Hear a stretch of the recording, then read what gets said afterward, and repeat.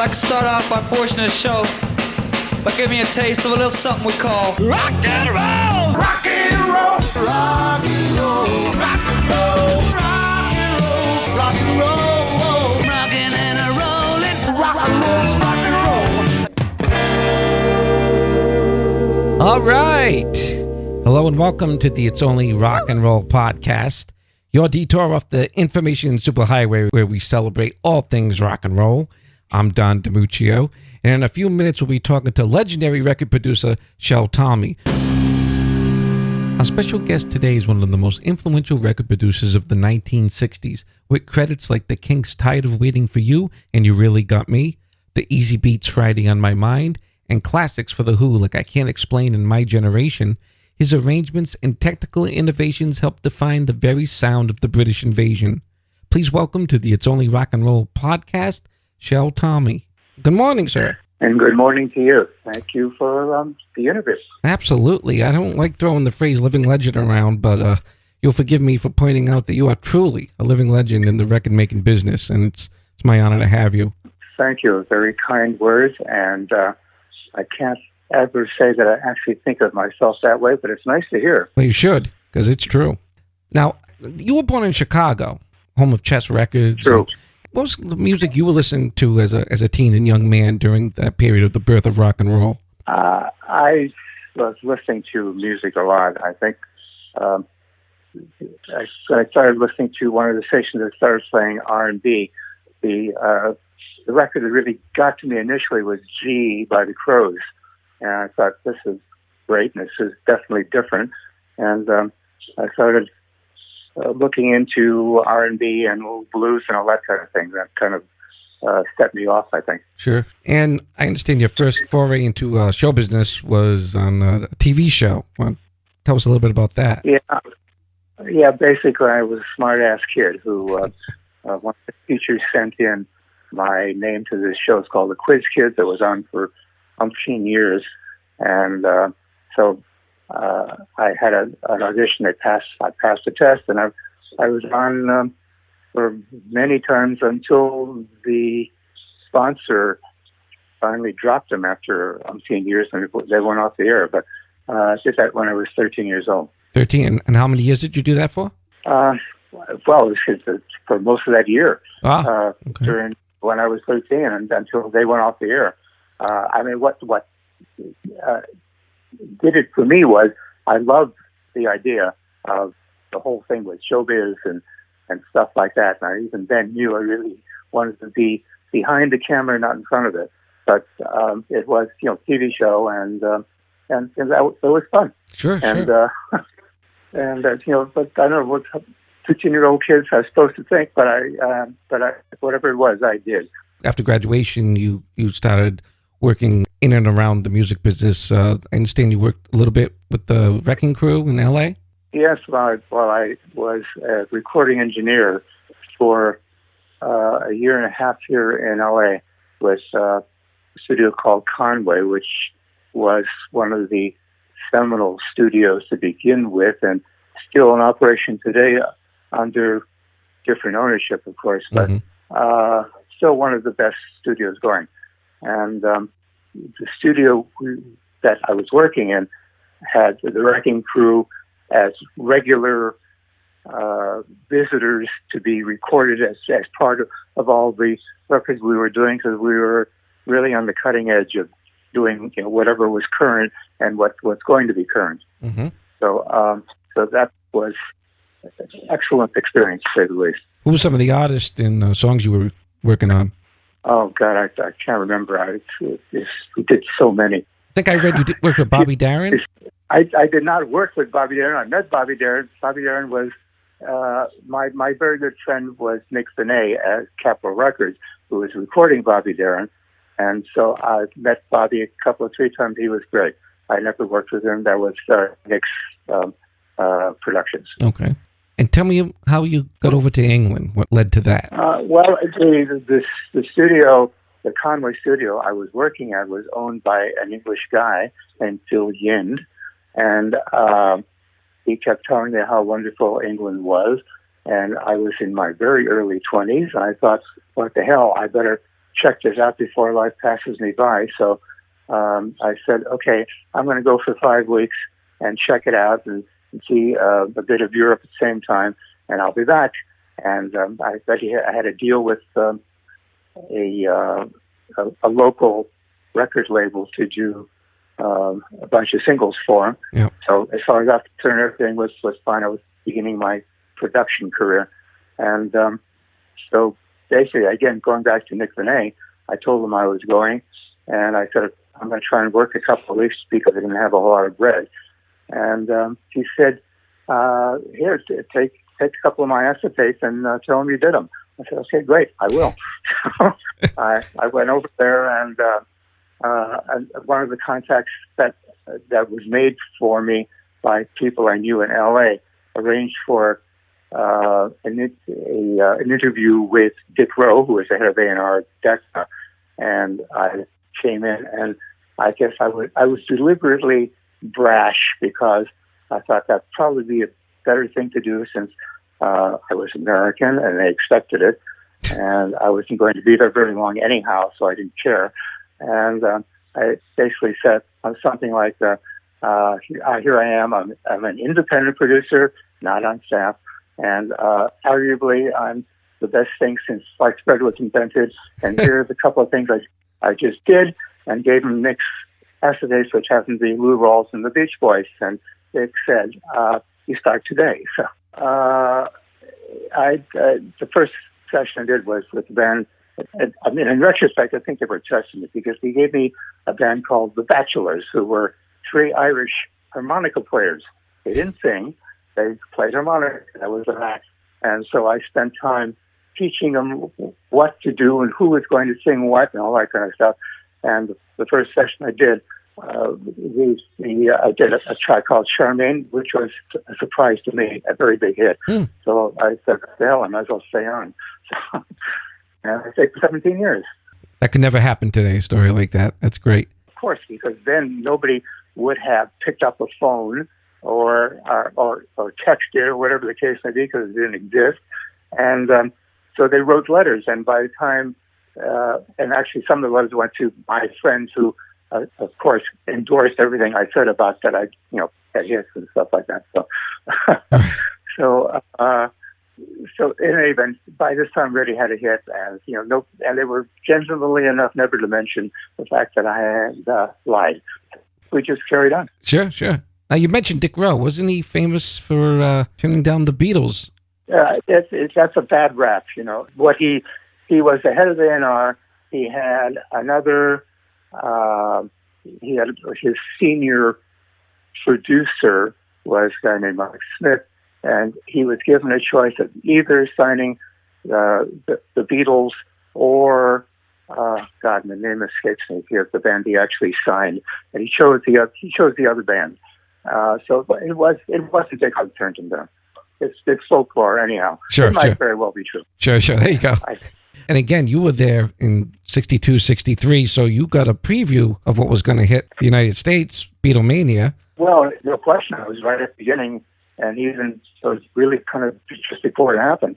And subject to that, which kind of a cute story, I guess, when the Beatles hit there, and I was right on top because my very good friend was the promoter for his name was Arthur Howes, was the promoter for most of the concerts of any substance that were going on in the UK. Mm-hmm. And so I got a real good upfront idea of where the Beatles were going.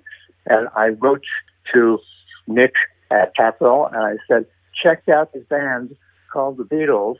I never heard another word. And 30 years later, I'm back in LA, and Nick and I are at a studio together, and he said, I got to tell you something. I should have told you ages ago.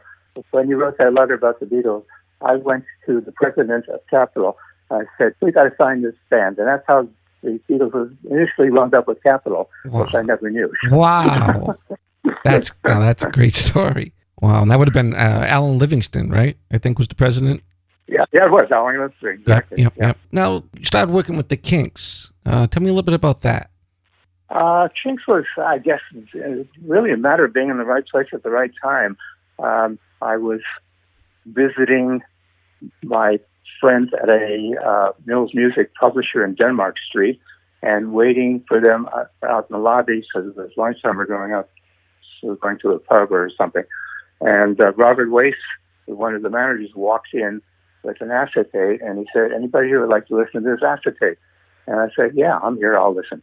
So I did, and I liked a lot of what I heard, and progressed on from there. Is that I took them into Pi because of the fact that as an independent producer, which I told you initially, was actually getting royalties as opposed to what was happening generally at that time where people were on, all the producers were on salary.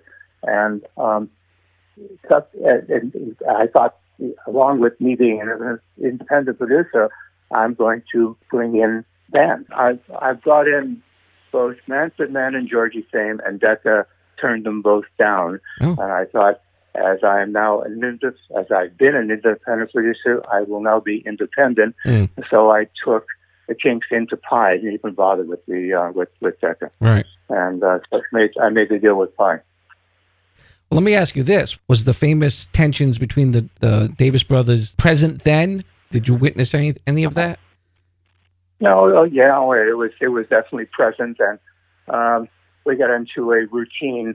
The rest of us, I'm talking about the rest of the band and the engineers, and when they got into it, which it sometimes got physical, I say, "Okay, guys, the rest of us, we're taking a 15-minute coffee break. See you in a while."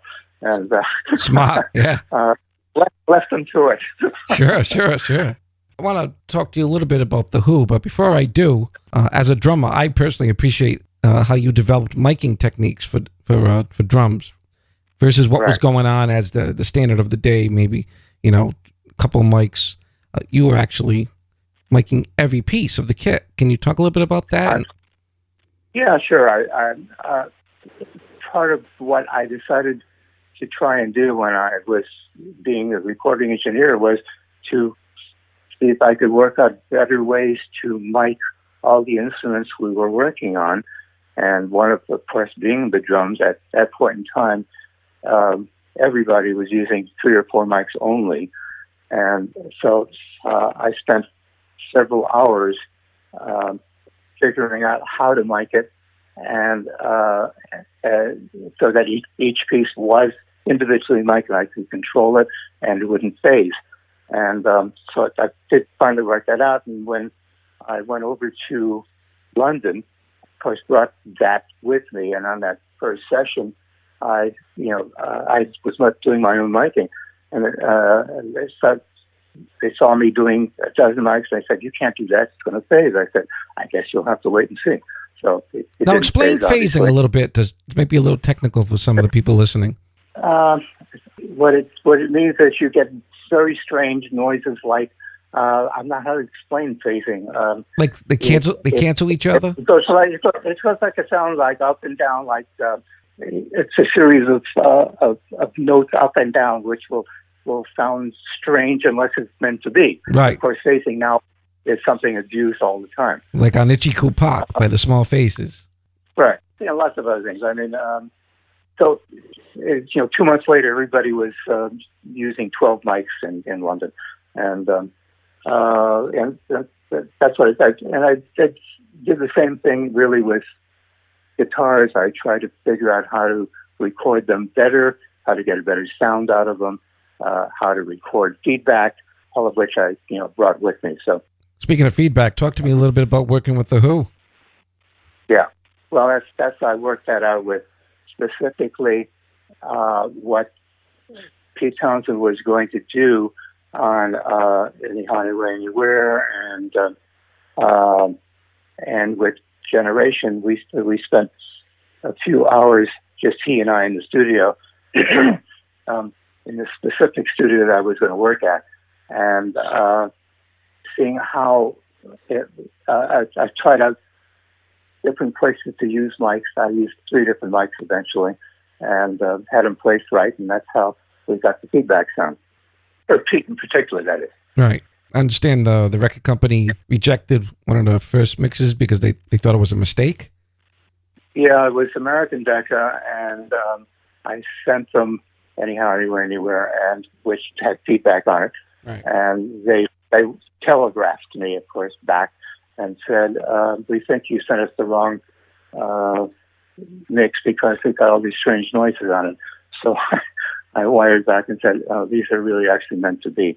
And they were cool about it, and they said, okay, and released the record. So. Now, I don't know if this is a touchy subject, but I know there was some little bit of acrimony between yourselves. Yeah, it's not a touchy subject. It's so many years have gone by. It had nothing to do with the band. It had to do with 𝗙𝗲𝗵𝗏, who was one of the managers, Right. who was extremely jealous, apparently, of my so-called influence with the band, because when I signed to my company, Yep. I had never done anything with them except hits, starting with I Can't Explain. Mm-hmm. And he decided that he was going to breach my contract, which he didn't get away with. I sued. I won, obviously. Right. And but I didn't get a chance to record him again. So and here you go. Was it just the first album and the singles, and that was it? Right. I did a lot. I did a bunch. I did a bunch of other tracks altogether. I think there's probably, I don't know, 30 some. Part of the lawsuit went in my way, of course, and so I didn't come out of it badly at all. However, I resent the fact that I never had a chance to continue recording them. Of course, I can understand that. Talk to me about the Easybeats, whose guitarist George Young, big brother of Malcolm and Angus Young of AC/DC, and later went on to produce some of their records as well. Yeah, well, the Easybeats was, okay, we're talking several years later now. The backstory is, which I learned afterwards, is that they had made a mark in Australia. They were signed to a guy named 𝗙𝗂𝗶𝗁, who's the son of the Albert Publishing Company, which is, I understand, the leading publishing company in Australia. Mm-hmm. And he had done some things with them in Australia, and they had hits, and they were treated extremely well by the general public. And their working manager, whose name was Mike Vaughan, got him a deal with United Artists for the World. And so they came over to London, and 𝗙𝗂𝗶𝗁, who was the quote-unquote producer, did, I gather, 2, 3, 4 tracks. I'm not sure what. In any event, this is stuff I'm telling you by hearsay because I wasn't there. UA fired them because they apparently were terrible. Oh. And so Mike Vaughan came and said, I am the working manager of the band, and would you like to listen to, because we're looking for a producer. So I heard him. I liked a lot. I liked the band a lot. I said, yeah, okay, cool. So I did a deal to do them, and I didn't actually like any of the songs I heard. So what happened was that I asked them to go away and write songs and come up once a week and play me what they'd written, and eventually we'll find a song. This went on for about 5 or 6 weeks, and they came in and played Friday in My Mind. I said, yes, that's it. We're going in next week. I bet. What a great song. Yeah, it's a great song. Yes, it is. Yes, absolutely. And it was, as far as it was one of those things that for me was an instant hit. Sure. Now, I know you worked a little bit with Jimmy Page, and I understand you've been asked one question 1,000,000 times. So yes, yeah. 1,000,001 won't kill you at this point. He did not play the solo on You Really Got Me. Okay. Which he did finally admit. And it was always Dave Davies. Dave, as I have said ad nauseum, also is one of the most underrated guitarists in rock and roll. He's a very good guitarist. So that's the end of that. Give me like an overall feeling of how you feel the business has changed. Is it for the better? Is it for the worse? Well, I think from my point of view, that the business, and still somewhat current, went through a period of what I personally didn't consider as music.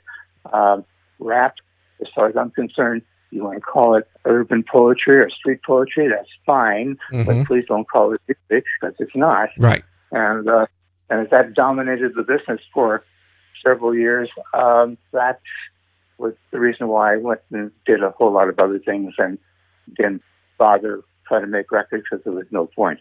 Right. So music is now crept back into the charts, and I've credited Billie Eilish and her brother in particular, for writing the right kind of songs. And even though he's put a modern frame around what he wrote, it's still music. Sure. And this being a copycat industry, everybody started doing the same thing. So music is back, I'm pleased to say. And so I got back in the studio. I'm actually back in the studio doing stuff. Anything you can talk about? Some of the artists you're working with? Well, I think I just said, over a year or two ago, I acquired an historian named 𝗙𝗂𝗶𝗴𝗵𝘁, who knows lots more about what I produced than I know what I produced. He's got a band called Strangers in Strange Lands.